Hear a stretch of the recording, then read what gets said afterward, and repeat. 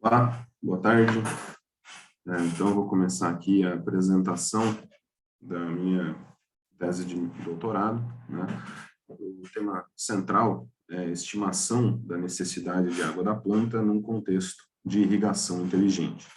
No meu caso, eu trabalhei na camada de inteligência desse processo e varri, né, desde os métodos tradicionais, amplamente utilizados hoje, né, e até as abordagens data-driven, né, que são mais recentes, né, especialmente baseadas em machine learning.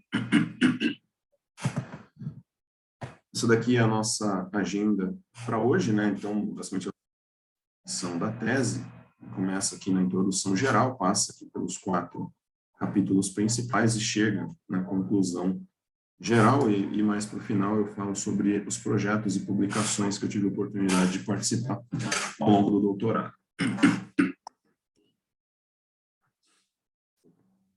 Começar pela introdução geral.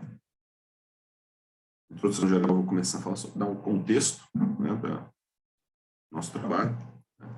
Então, o tema, nós temos aqui a centralidade em cima de irrigação de precisão, e irrigação de precisão, ela beneficia basicamente 2 entes, né, o fazendeiro e um ente social ambiental. Em relação ao fazendeiro, ele é beneficiado, né, com uma redução de custo, né, principalmente o custo com energia elétrica, que é utilizada para o bombeamento da água no sistema de irrigação. Então, quanto menos água você utiliza, menos você utiliza de energia elétrica, e isso provê uma economia de custos bastante importante. E também tem uma redução no risco da plantação. Então, basicamente, o objetivo da irrigação de precisão é manter o nível de umidade do solo, né, dentro de um range ideal, não estando nem um volume muito baixo, né, na falta de água, nem no excesso de água. A falta de água causa a murcha da planta, né, e o excesso de água causa lixiviação, ou seja, leva os nutrientes para camadas. Não, o excesso de água acaba levando a água percola e acaba levando os nutrientes para camadas inferiores de solo. Então, você reduz o risco da plantação com isso, né? Então, em relação ao outro ente social e ambiental, basicamente basta dizer que 70% da água potável do mundo ela é destinada para a agricultura e os métodos tradicionais de irrigação têm cerca de 70% de eficiência, né? Então, aqui a gente já consegue depreender que tem um gap enorme ali de possibilidade de evolução, né? Então, com isso, né, trabalhando bem em irrigação de precisão, a gente trabalha para a segurança de água e comida para as futuras gerações. Dado que irrigação de precisão é algo importante, eu vou avaliar um pouquinho o contexto mais atual que vem acontecendo nos últimos anos, né? O que aconteceu, basicamente, é que existe um crescimento importante da internet das coisas e, com isso, um aumento da granularidade espaço-temporal, né, dos dados sensoriados no campo, né? Então, com esse aumento, né, de volume de dados, existem técnicas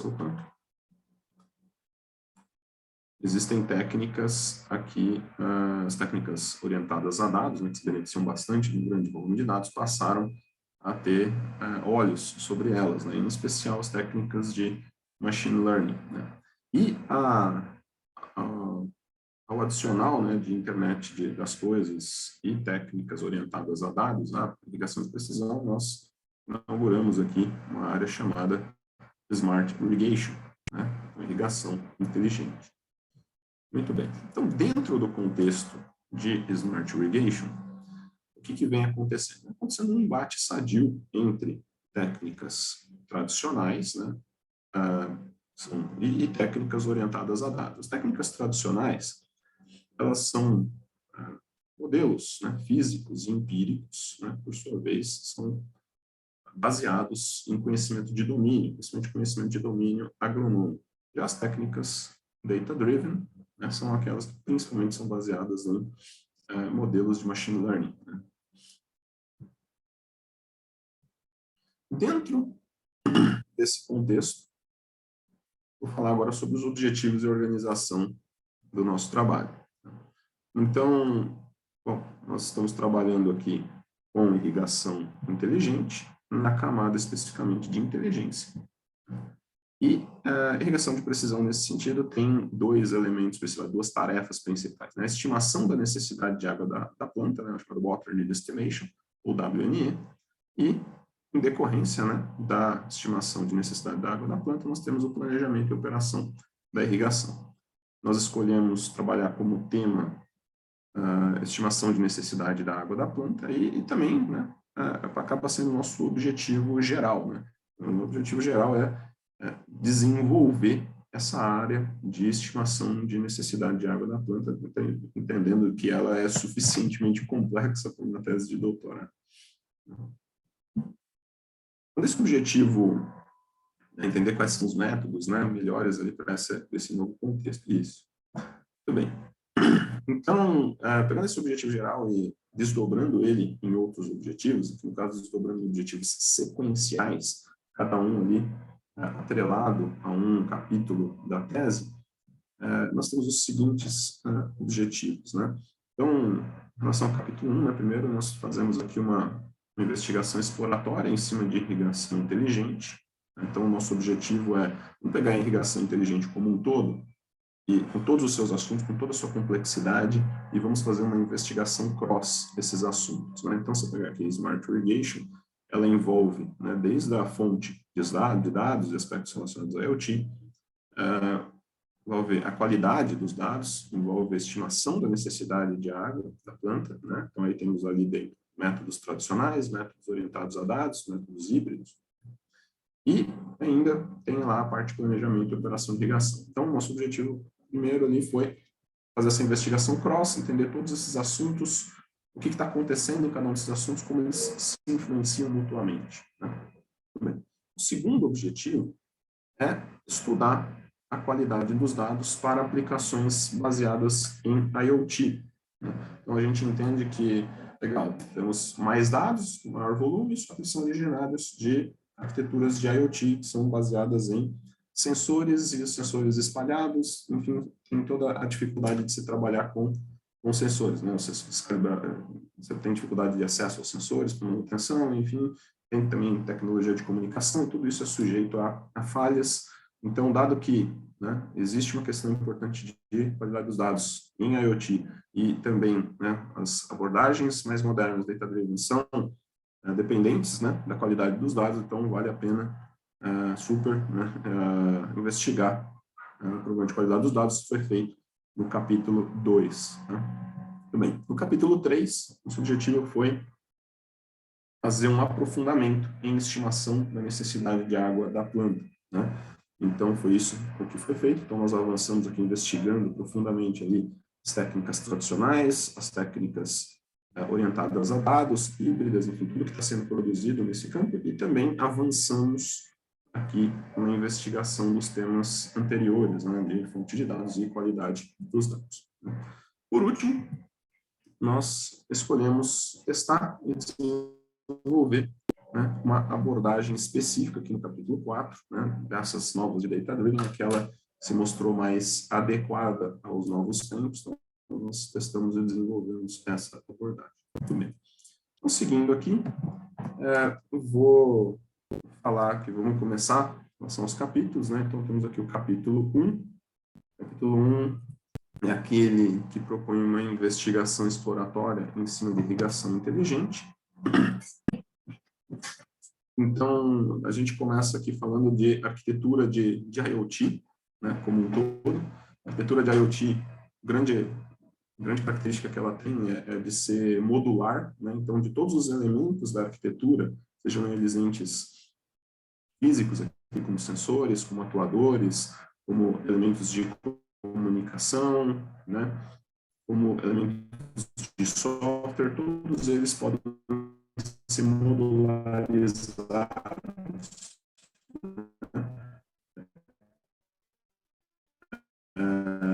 Isso, temos um padrão de comunicação, mesmo arquitetura, né? E aí permite grandes custos. Partindo desse diagnóstico da arquitetura de IoT, nós também fizemos a proposição de utilizar esse tipo de paradigma, né, modularização, também para as soluções de software relativas ao Water Need Estimation, né, estimação da necessidade de água. Então, usamos esse tipo também de organização, né? Então, no artigo, né, referente ao capítulo 1, nós dividimos aqui a tarefa de estimação de necessidade de água em duas tarefas, né? Seria aqui a estimação do conteúdo de água do solo, da dinâmica, né? E também aqui a previsão de necessidade de água da planta, né? E para cada uma delas, nós temos opções de abordagens, né? Então, isso aqui pode, na mensuração de água no solo, né? A sua dinâmica pode ser feita através de uma medida direta, né? Então, dados brutos, ou através, né, de modelos físicos, né? E aqui, no caso da previsão de água no solo, através de simulação, através de machine learning, né? Mas eles não precisam ser opções excludentes, né? Você pode trabalhar com os dois somados, né? Enfim, um interagindo com o outro, etc. Então, você acaba montando do jeito que você quer. Então, basicamente, nós fizemos uma proposição de um framework em alto nível para se trabalhar aqui essa questão. Tá? Muito bem. A proposição que está no artigo ela é super simples e enxuta, por uma questão de espaço, mas, eventualmente, na sessão de arguição, eu posso detalhar mais, né, que eu tenho aqui uma versão muito mais detalhada, completa, daquele mesmo framework, né? E, inclusive, temos uma versão que foi efetivamente implantada, que já é customizada para a necessidade do projeto SWAMP, né, do qual eu fiz parte. Muito bem, então esse foi o capítulo 1, agora vamos para o capítulo 2. O capítulo 2 é aquele que tem como objetivo trabalhar a questão de qualidade dos dados para aplicações baseadas em IoT. Então, nesse capítulo, a nossa principal contribuição foi a proposição de um framework de alto nível para que essas questões de qualidade de dados que emergem de plataformas de IoT fossem corretamente trabalhadas, né? Então, nós propusemos duas camadas de atuação, uma camada, nós chamamos de analítica, mas hoje eu chamo de camada de inteligência, né? Que ela nada mais é do que um sistema, né, fechado, né, seus feedback loops, que pressupõe aqui uma sequência de atividades, né, analíticas, né? Então, aqui, detecção de anomalia, determinação de validade dos valores anômalos, porque nem todo valor anômalo é inválido, você pode ser simplesmente um valor de um comportamento raro, porém real, né? Aqui você faz o assinalamento, né, de valores faltantes para aqueles valores ditos inválidos, e aqui você tem as metodologias de reconstrução. Então, nós fazemos uma série de recomendações para cada uma dessas atividades, né? Então, basicamente, essa aqui é a nossa camada de inteligência, né? Bom, seguindo, temos também a camada arquitetural, né? Na camada arquitetural, acho que a palavra-chave é redundância. Então, nós trabalhamos aqui a questão de redundância de sensor de mesmo tipo. Então, vamos pegar, por exemplo, ali a umidade do solo. A umidade do solo, você faz a medição, por exemplo, por sensores de solo, né? E aí você tem ali um grid de sensores, ou seja, os sensores redundantes. Então, na falta de um sensor, os outros sensores à volta permitem que você faça uma estimativa adequada do valor faltante, né? E nós temos também a redundância de fontes de dados, né? Então, fontes de dados diferentes para uma mesma variável. Então, você pode estar lá utilizando sensores de solo para medir a umidade, né? Só que você também utiliza, de alguma forma, como um step, sensores remotos, né? Então, satélite e tudo mais. Então, embora o sensor de solo seja mais preciso, na falta dele, você pode estimar para essa outra fonte de dados o valor faltante, né? Então, tudo isso, nessas duas maneiras, acabam fazendo com que a robustez da captação, né, de dados seja melhorada, né? Além dos benefícios em si da camada arquitetural, essa camada arquitetural, se você tem na coleta de dados a indexação geoespacial destes dados, você pode adicionar técnicas de estatística espacial também na camada analítica. Então, aqui torna, né, os resultados ali, os mecanismos de inferência ainda melhores, né, na camada analítica. Então, esse aqui é o nosso capítulo 2. Tá? Em relação ao capítulo 3, eu trago aqui para vocês, né, o nosso objetivo era de fazer um aprofundamento, né, na atividade de estimação de necessidade de água. E aqui qual que era o contexto, né? Então, nós investigamos cerca de 1.600 artigos, né, e selecionamos, no fim das contas, entre 140 e 150, sobre todos os tópicos, todos os assuntos envolvidos nesse assunto complexo, que é a estimação de necessidade de água da planta. Tá? Então, o que nós verificamos aqui, assim, existem desenvolvimentos recentes, inovadores, importantes em cada um desses tópicos. Eles são tratados sempre de uma maneira bastante específica dentro dos tópicos, né? E mesmo quando a gente fala, né, quando você tem ali artigos ali que falam sobre aplicações em irrigação, geralmente eles têm um escopo mais limitado, escopo limitado geográfico ou climático, e etc. Né? Então, é difícil ali para um projetista, para alguém que trabalha com soluções, né, ou para um pesquisador que trabalha com esse tema mais amplo, ter uma visão ali unificada, né, uma visão integrada de tudo isso. Então, esse artigo veio com este objetivo, né? Então, nós mapeamos aqui, né, uma das grandes contribuições que nós tivemos, na minha opinião, foi um mapa em forma de grafo, este mapa aqui, que tem como nós os tópicos-chave, né, e o relacionamento entre eles, né, denotam ali as dependências entre esses assuntos-chave. Então, são dependências semânticas ou de dados, né? Então, você tem também aqui escrito o data flow, né?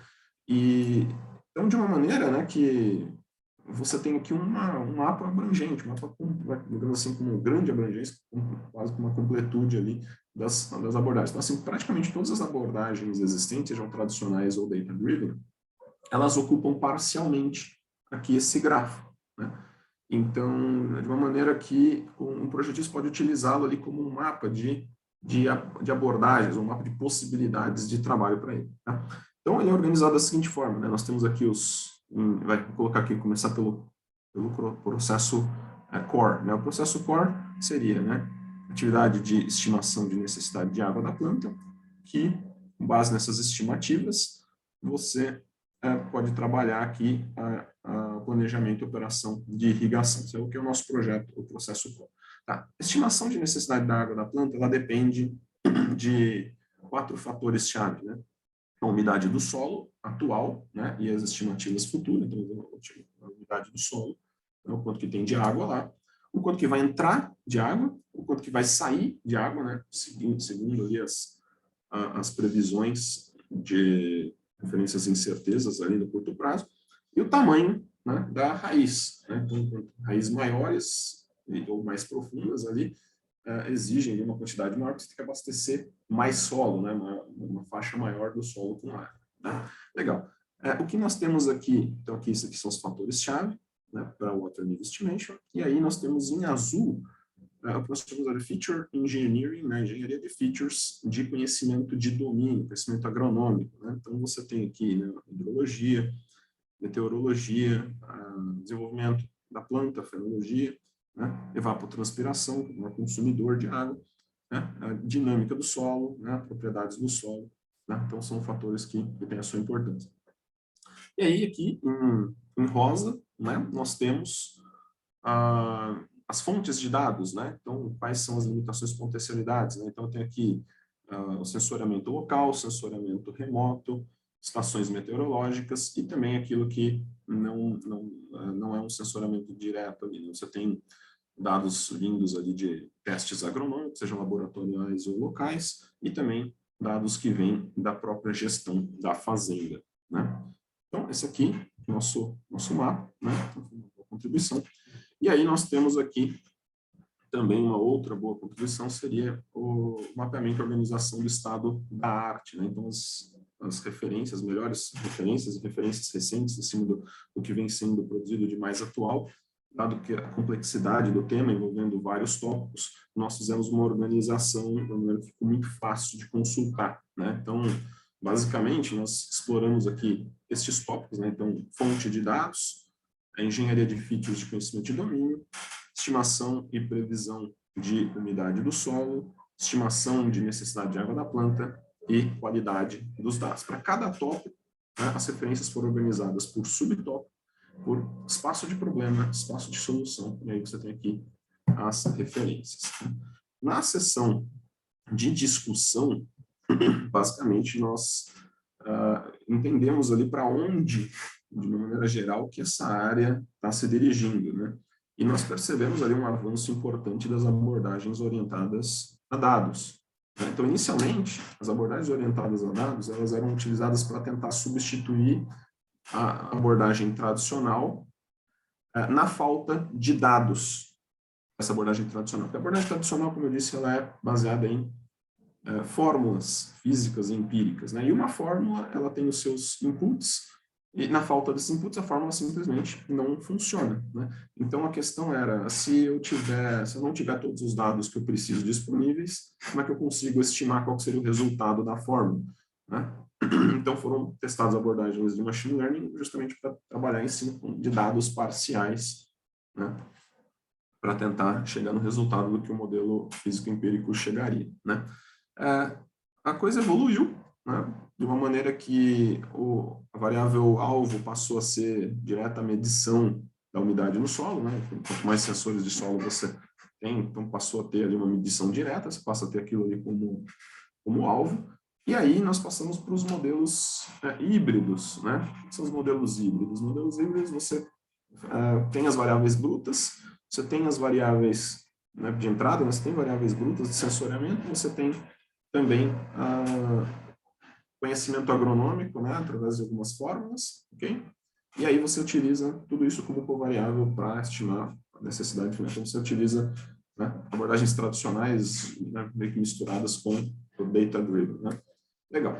E aí isso leva a crer, né, de que, assim, começa a valer a pena, começa a ser natural que se testem, né, as abordagens totalmente data-driven, né? Será que nós podemos trabalhar com abordagens totalmente data-driven, ou seja, dependendo menos de conhecimento de domínio, que geralmente o conhecimento de domínio agronômico, nas fórmulas, né, só tem validade regional, né? Então, talvez sair um pouco disso seria interessante no sentido da flexibilidade das abordagens, né? E, então, aqui fizemos uma adaptação da nossa figura original, de uma forma a eliminar nós intermediários, né? E, basicamente, fazer um abastecimento direto dos dados, das fontes de dados, direto aqui no processo principal, né? Então, essa modelagem de estimação de necessidade de água da planta pode ser feita diretamente, né? Poderia ser feita diretamente com os dados brutos. E aí tem uma tendência interessante, né?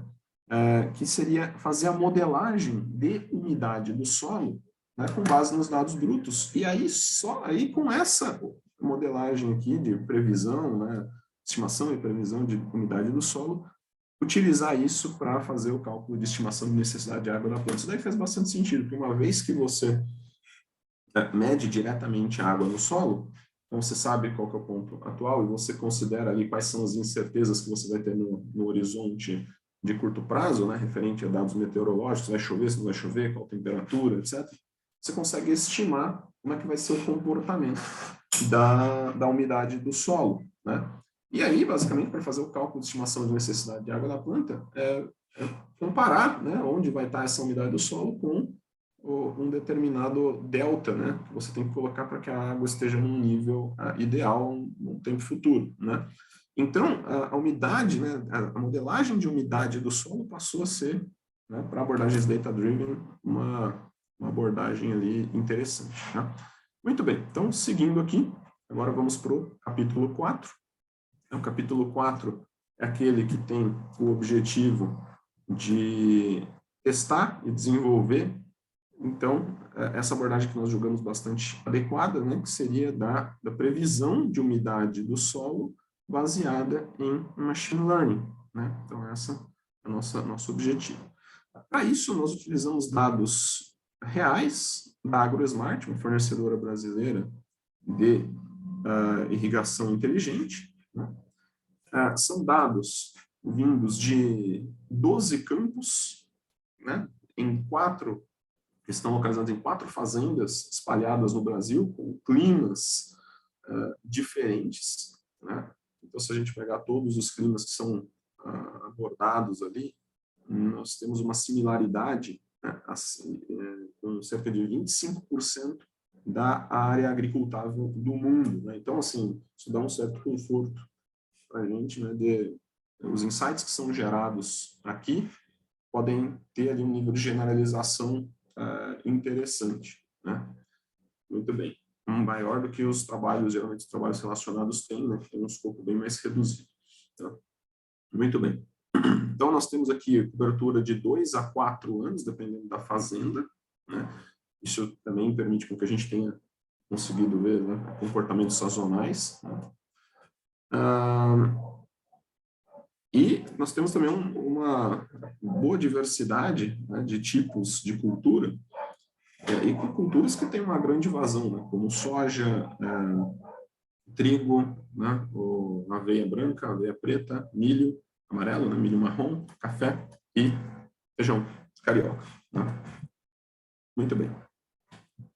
Essa aqui é a nossa abordagem geral. Né? A abordagem geral seria aqui, né, você tem aqui seria o abordagem de machine learning supervisionado, né, sendo utilizado para a predição de umidade do solo, né, chamada soil moisture, né, em volume relativo de água. Né? Então, estou querendo fazer por curto prazo, né, 1, 2 dias. Né? Então, umidade do solo em volume relativo de água. Por que volume relativo de água? Né? O que é volume relativo? O volume relativo é quanto de água tem, né, sobre o quanto de água poderia ter, né, o espaço que tem para a água ali no solo, digamos assim. Tá? E por que isso? Né? Porque quando você tem uma medida em volume, fica mais fácil calcular, né, direto o cálculo de o quanto que você vai ter que ter de irrigação, porque o quanto que você vai irrigar é em volume de água. Né? Então, se você tem um determinado volume de como está o nível de água do solo, qual que seria o ideal, você calcula esse delta de volume e é aquilo que você vai colocar. Então, no fim das contas, nós precisamos algo relacionado, né, uma variável algo relacionada a volume.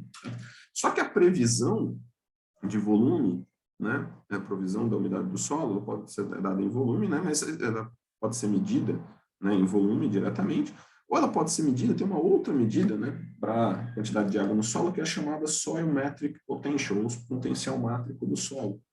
O que vem a ser isso? Isso daí é uma medida, grosso modo, né, não é diretamente também, mas é uma medida de o grau de dificuldade que a planta tem em acessar aquela água. Né? Então, se tem água mais escassa, mais difícil de acessar, enfim. E essas duas variáveis, né, o SM e o SMP, eles têm uma relação não linear entre si, o que leva, né, a gente a tentar entender depois, será qual que é melhor que a gente utilize para ser a variável alvo do processo de modelagem. Né? De uma maneira que, assim, então, lógico, se a gente modelar em SMP, no fim das contas, a gente tem que transformar de volta em SM, porque é essa que é utilizada para cálculo da quantidade de água de irrigação. Mas, de qualquer forma, no processo de modelagem, pode utilizar qualquer uma das duas. Né? Muito bem. Aí nós temos aqui as features candidatas, né, entrar, colocou variáveis no modelo. Então, nós temos aqui variáveis meteorológicas, variáveis de desenvolvimento da planta, variáveis de evapotranspiração, variáveis de solo, né, com relação à estrutura, com relação à curva de retenção de água no solo, variáveis de umidade, e também variáveis que são originárias da gestão da fazenda, como localização, tempo e também a cultura. Tá? Praticamente todas elas podem vir ali de dados brutos, né, diretamente de sensores, mas algumas delas, né, são total ou parcialmente, né, originárias de conhecimento de domínio agronômico. Né? Então, parcialmente aqui você tem, né, desenvolvimento fenológico, tem alguma coisa que pode vir ali de modelos agronômicos, tá? Evapotranspiração, né, também, então praticamente total ali vindo de modelos agronômicos.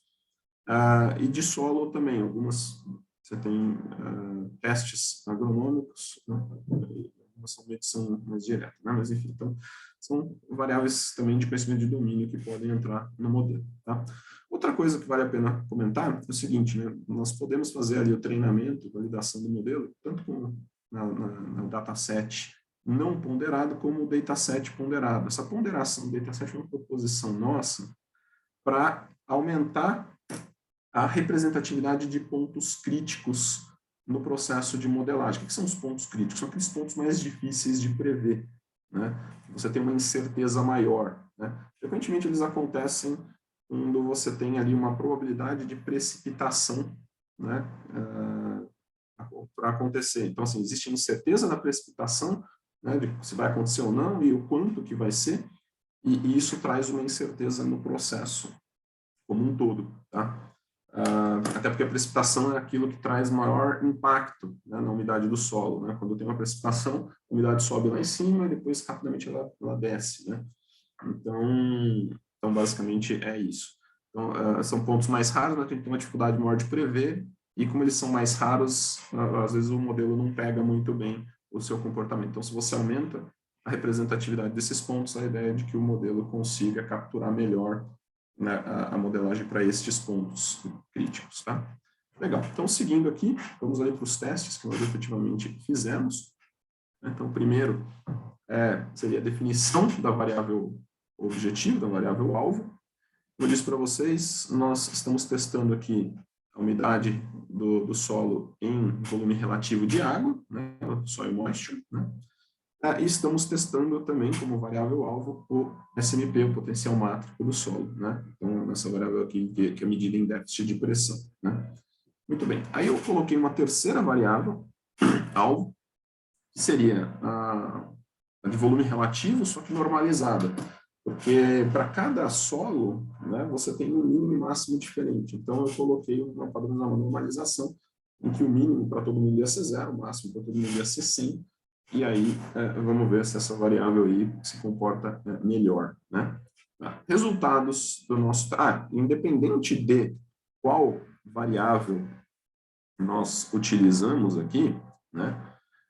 Independente de qual variável nós utilizamos, todas elas, né, no fim das contas, os predicts delas são transformados nessa variável aqui, né, em volume relativo de água, né, original, de uma maneira que a gente possa mensurar a performance das três, né, numa mesma base, né, fora, e assim, estamos utilizando essa variável justamente porque é ela que é utilizada para cálculo de irrigação, tá? Muito bem. Então, o que a gente percebe, né?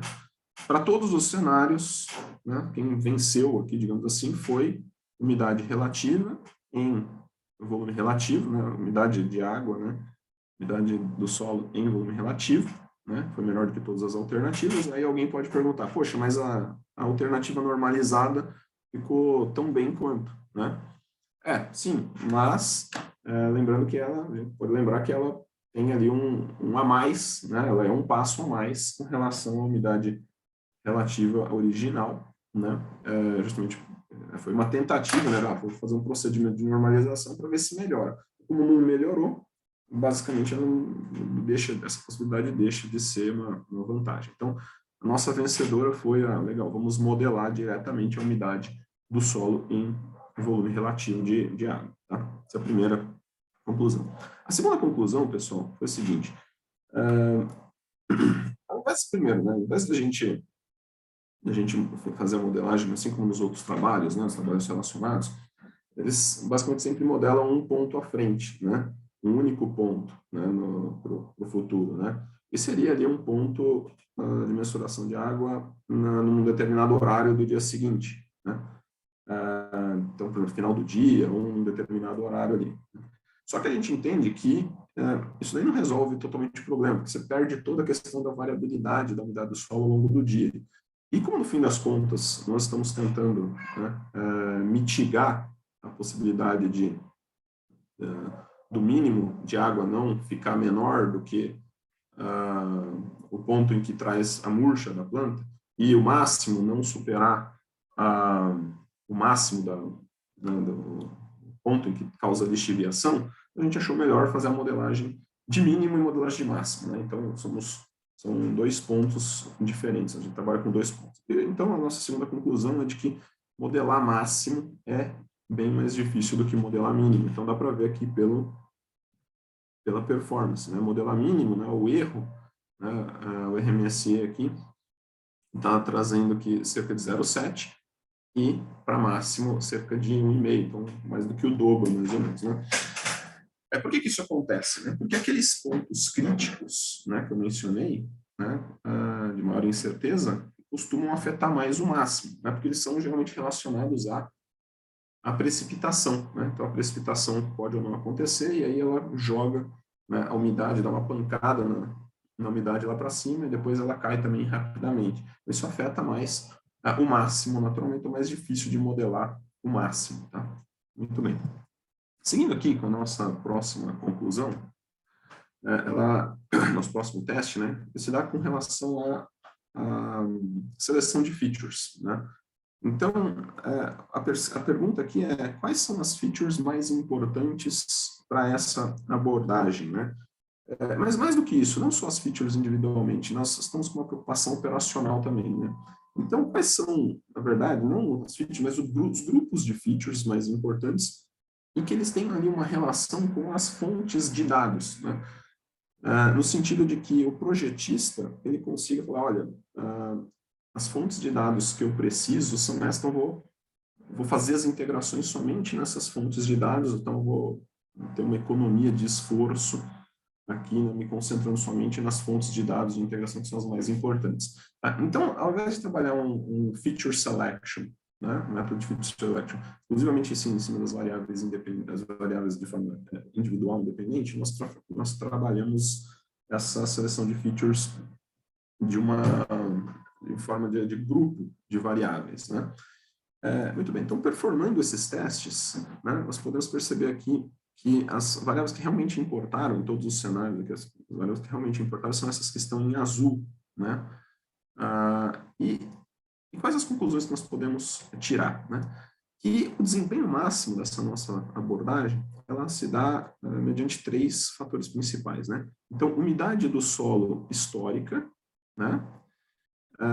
Previsão de precipitação e também em cima de um índice de consciência de contexto, né, chamado Context Awareness, que nós desenvolvemos, né, baseado em comportamento anômalo ou não, ou quanto aquele comportamento é normal ou não, né, exclusivamente baseado em dados sensoriados. Né.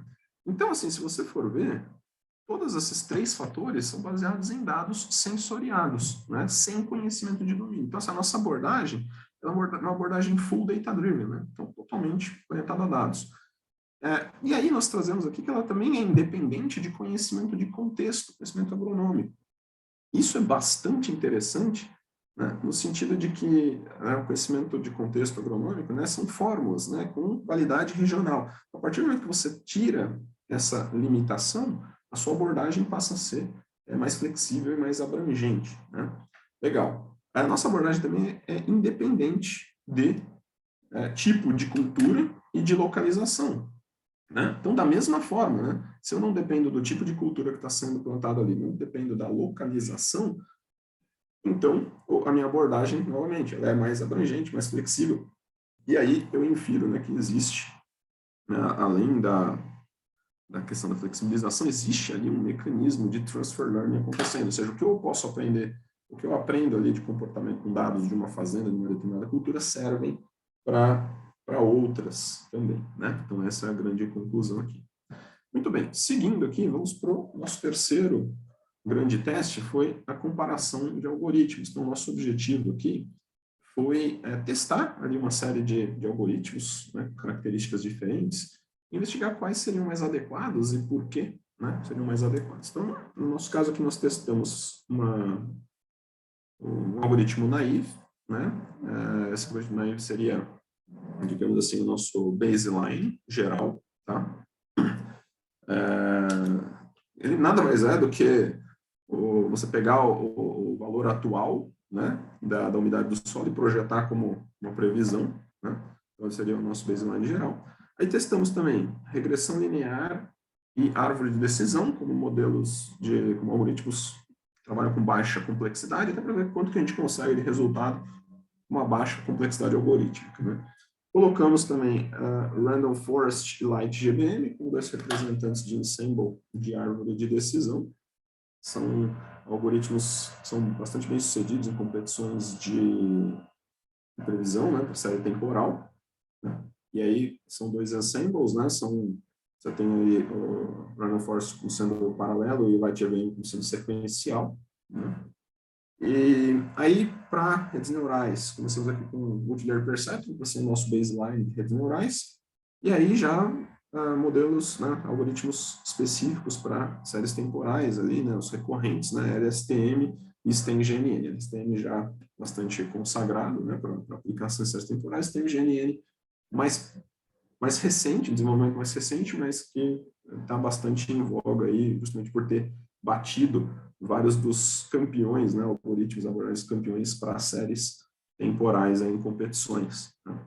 E também testamos o Ensemble. O que seria o Ensemble? Ensemble de algoritmos, né? Então, pegamos aí os predicts de todos esses outros algoritmos, colocamos como covariáveis para gerar um predict único, né? Então, na expectativa de que o Ensemble aprenda, né, com aquilo que é percebido por cada algoritmo e consiga uma previsão melhor, né? Quais que são as nossas conclusões aqui, né? A primeira delas é que o Light GBM, né, essa metodologia ali, sample de boosting, né, foi a melhor dentre todos os algoritmos standalone, né, os algoritmos sozinhos, né, individualmente trabalhando, né?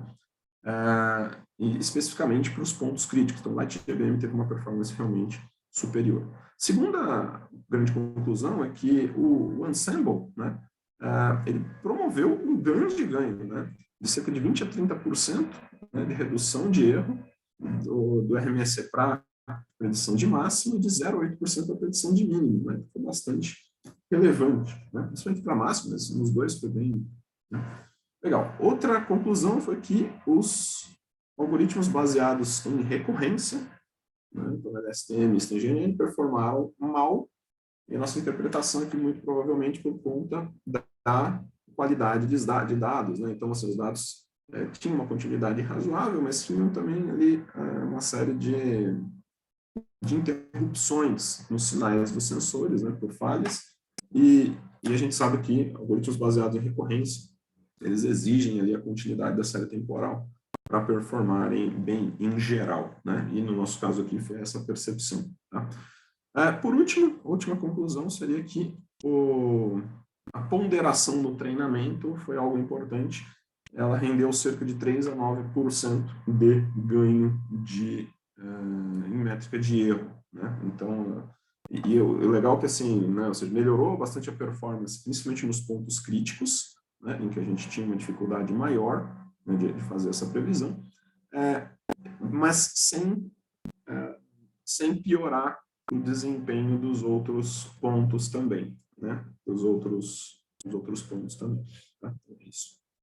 Agora, com relação à conclusão geral do trabalho, tá? Eu tenho aqui, primeiro, vou falar sobre as principais contribuições, né? Resumir as principais contribuições. Eu faço isso por cada capítulo, né? No capítulo 1, nós fornecemos aí um framework de alto nível, né, para projetos, né, de estimação de necessidade de água, né, de abordagens, de uma forma modularizada, né, que seja adequada, né, encaixável ali nas arquiteturas baseadas em IoT. Tá? Capítulo 2, fornecemos ali um framework de alto nível também para garantia de qualidade de dados, para aplicações baseadas em IoT, duas camadas, a camada arquitetural, a camada analítica, a camada de inteligência. Capítulo 3, duas principais contribuições, uma delas é um mapa em forma de grafo, né, com os assuntos chaves, né, e como eles se interconectam, então, de uma forma a servir como um guia para os designers de solução. E segundo, uma organização criteriosa ali, dos trabalhos relacionados, né, envolvendo os trend topics, de maneira fácil de consultar. Capítulo 4, eu vejo que temos 3 grandes pontos aí de contribuição. O primeiro deles é a prova da adequação, né, das abordagens de estimação, de previsão de umidade do solo, baseada em machine learning, né. como uma parte importante de Water Need Estimation, né?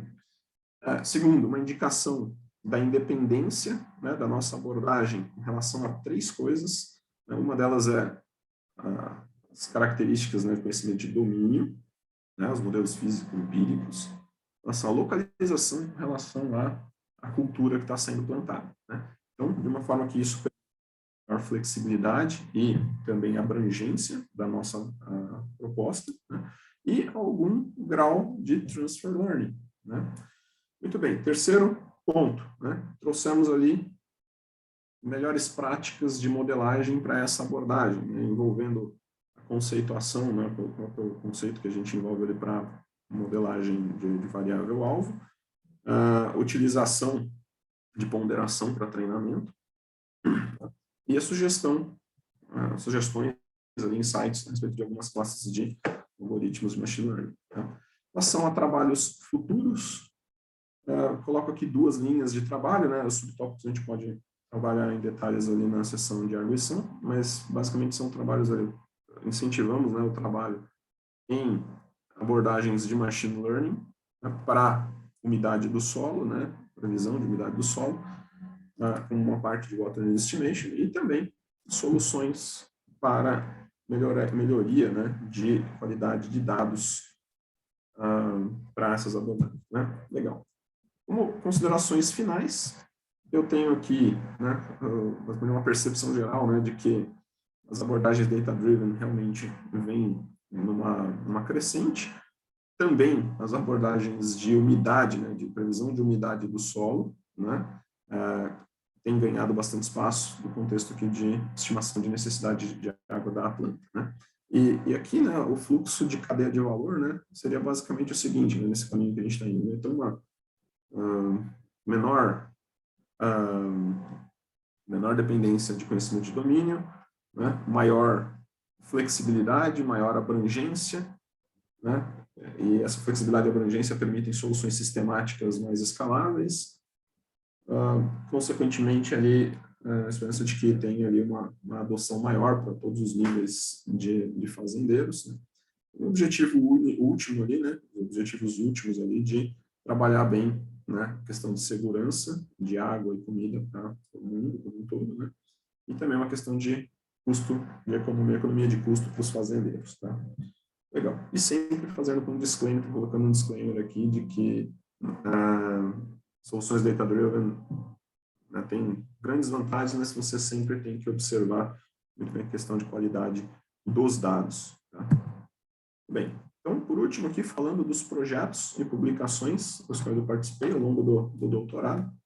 Então, participei do projeto SWAMP, que foi a construção de uma plataforma completa, baseada em IoT, para irrigação de precisão, em que eu trabalhei essencialmente na camada analítica, né, e analítica de inteligência, né, e aí eu tenho também a camada, até o projeto da AgroSmart, eu recebi dados da AgroSmart para trabalhar insights, etc. Né? Então, minhas publicações vão de 2019 até praticamente agora, né? Algumas delas relacionadas ao projeto SWAMP e outras relacionadas ao projeto AgroSmart. Tem dos tipos, né? Tem tipo magazine, tipo conferência, e agora as últimas, né? Com maior volume de resultados direcionadas para journal, né? As 3 primeiras aqui já foram publicadas, estas 2 aqui já foram submetidas, essa última aqui está na fase final de preparação, e aí eu tenho aqui as que eu tive, né, as que eu fui primeiro autor, as que eu fui primeiro autor, estão como capítulos aqui desta tese. Tá? Então, essas aqui são as referências que foram citadas ao longo da apresentação, né, que estão, de alguma forma, em alguns slides, né, que apareceram, ou os ocultos da apresentação. Então, aqui são as referências. Eu agradeço a atenção de todos e fico à disposição de dúvidas. Muito obrigado.